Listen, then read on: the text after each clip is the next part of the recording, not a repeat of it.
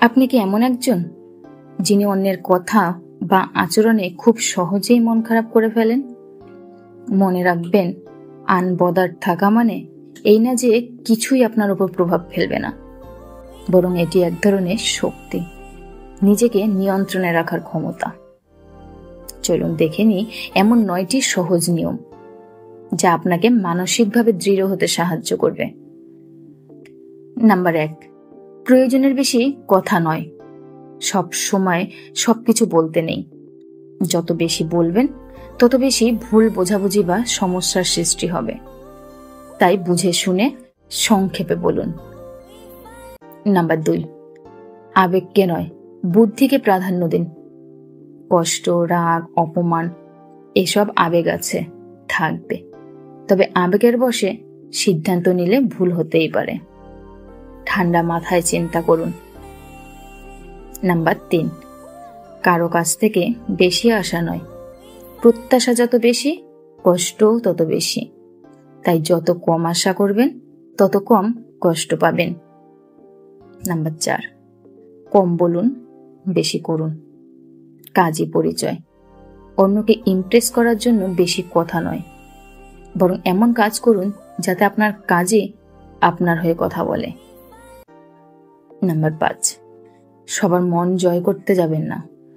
10 জন মানুষ 10 রকম কথা বলবেই। আপনি যদি সবার পছন্দ মতো নিজেকে বদলাতে থাকেন, একসময় নিজের আসল সত্তাকেই হারিয়ে ফেলবেন। নাম্বার 6, হেটার মানে গোপন ফ্যান। যারা আপনাকে ছোট করতে চায় তারাও আসলে আপনার প্রতিভার ভক্ত।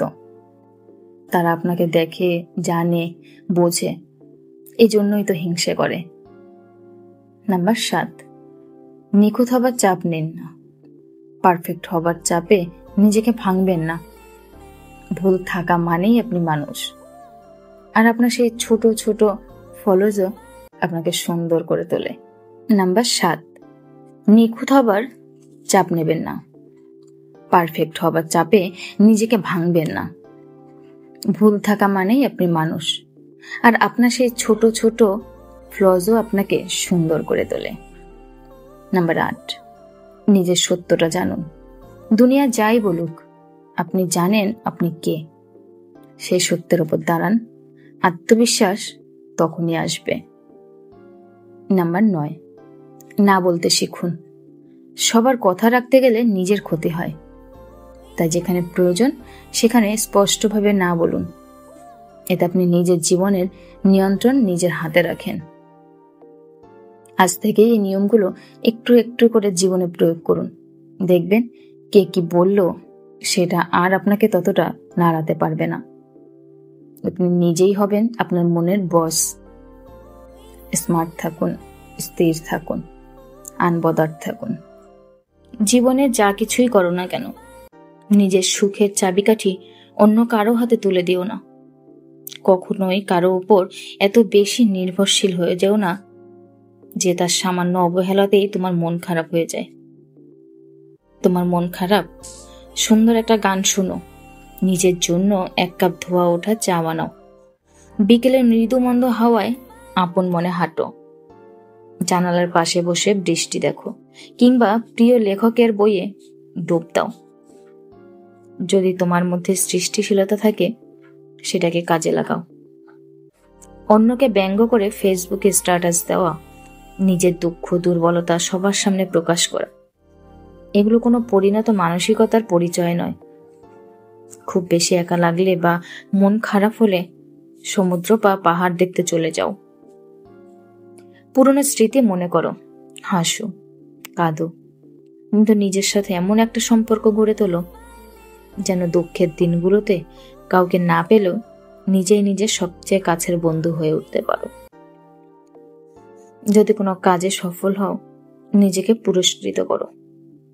যদি ব্যর্থ হও, নিজের সাথে একটু অভিমান করো, কিন্তু হাল ছেড়ো না। আর কখনোই অন্যের চোখে নিজের পারফেকশন খোঁজার ভুল করো না, কারণ মানুষ সবসময় তোমার গুণের চেয়ে তোমার ত্রুটিগুলোকে বড় করে দেখতে পছন্দ করে। একা রেস্টুরেন্টে বসে খাওয়াটা স্বাভাবিক মনে করো, একা পার্কে সময় কাটানোটা যেন হাস্যকর না লাগে।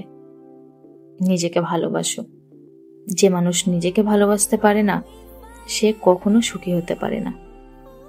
নিজেকে আর্থিকভাবে স্বাধীন করো, যাতে মুড অফ থাকলে নিজের জন্য একটা চকলেট কিনতে পারো, নিজের জন্মদিনে নিজেকে একটা সুন্দর উপহার দিতে পারো, নিজের পছন্দের পোশাক নিজের জন্য নিজেই কিনতে পারো, পছন্দের কোনো জায়গায় ঘুরতে যেতে পারো। মাঝে মধ্যে নিজেকে কিছু ফুল উপহার দাও। ঘরের কোনায় ফুলদানিতে একটা ফুল রাখো, সুন্দর সুবাস যেন ভালো করে দেবে। সবার মন জয় করা তোমার দায়িত্ব নয়, কারণ পৃথিবীর কেউই সবার কাছে গ্রহণযোগ্য হতে পারেনি।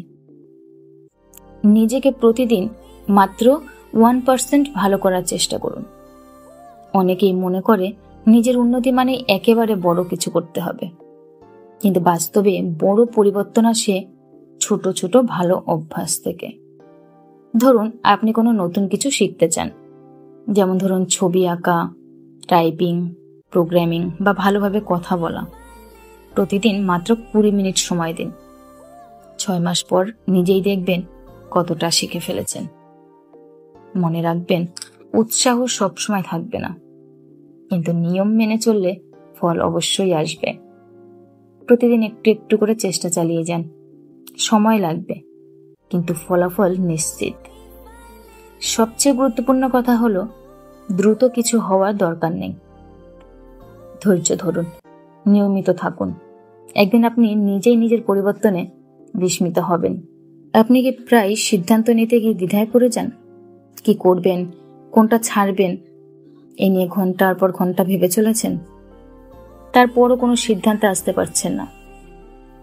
এই সমস্যাটা আপনার না, সমস্যাটা হলো আপনি পারফেক্ট ডিসিশন খুঁজে বেড়াচ্ছেন। আর সত্যিটা হলো, পারফেক্ট সিদ্ধান্ত বলে কিছুই নেই। আসলে সিদ্ধান্ত 2 ধরনের হয়। নাম্বার 1, একটি সিদ্ধান্ত যেটা আপনি নিজে নেন।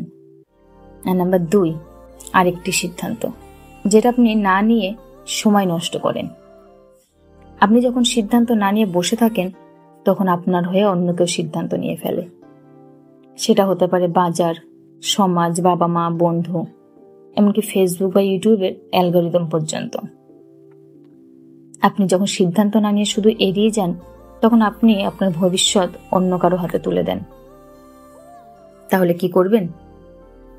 নাম্বার 1, সিদ্ধান্ত নিতে শিখুন, দ্রুত এবং সাহসের সাথে। নাম্বার 2, ভুল হলেও সমস্যা নেই, সেখান থেকে শেখা যাবে।